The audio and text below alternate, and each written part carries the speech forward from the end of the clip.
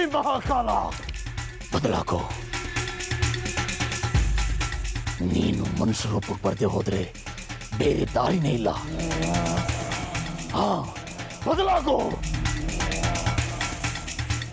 ಬಾ ಬಾ ನಾಗಿಣಿ, ಬಾ.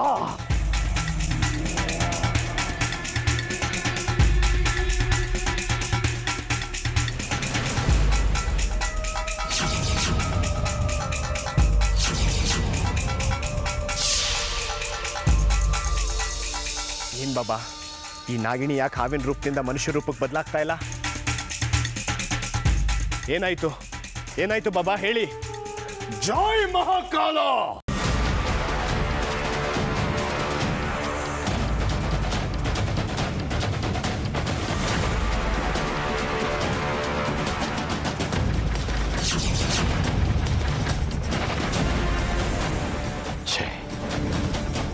ನಾವೆಲ್ಲ ಒಂದು ಕ್ಷಣ ಮೂರ್ಖರಾಗ್ಬಿಟ್ಟಿರುದ್ರ. ಇದು ಇಚ್ಛಾಧಾರಿ ನಾಗಿಣಿಯಲ್ಲ, ಸಾಮಾನ್ಯವಾದ ಹಾವು.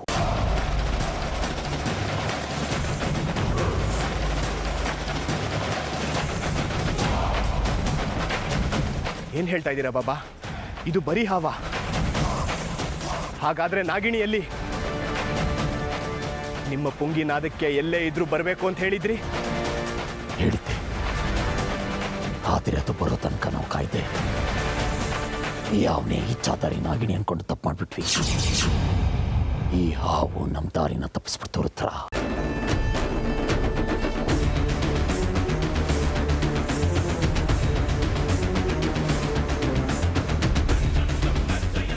ನಮ್ಮ ದಾರಿನೇ ತಪ್ಪಿಸ್ತೀಯಾ? ನೀನು ಕೇವಲ ಹಾವು. ಮತ್ತೆ ನಮ್ಮ ದಾರಿಗೆ ಅಡ್ಡ ಬಂದ್ರೆ ನಿನ್ನ ಜೀವನೇ ಕಳ್ಕೊತ್ಯಾ. ಹೋಗೋ.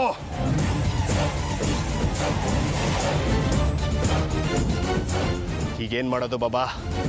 ಮತ್ತೆ ಆ ನಾಗಿಣಿ ನಮ್ಮ ಕೈಯಿಂದ ತಪ್ಪಿಸ್ಕೊಂಡ್ಬಿಟ್ಲು. ಬಿಡಬಾರ್ದು ಬಾಬಾ. ನಿಮ್ಮ ಶಕ್ತಿನೆಲ್ಲ ಉಪಯೋಗಿಸಿ ಮತ್ತೆ ಅವಳನ್ನ ಇಲ್ಲಿಗೆ ಬರೋ ಹಾಗೆ ಮಾಡಿ. ನಮ್ಮನ್ನಿಷ್ಟೊಂದು ಆಟ ಆಡಿಸ್ತಿರೋಳನ್ನ ಬಿಡಬಾರ್ದು ನಾವು. ಚಿಂತೆ ಬೇಡ ರುದ್ರ, ಆ ನಾಗಿಣಿ ನಾನು ಕರೆದ್ರೆ ಬಂದೇ ಬರ್ತಾಳೆ.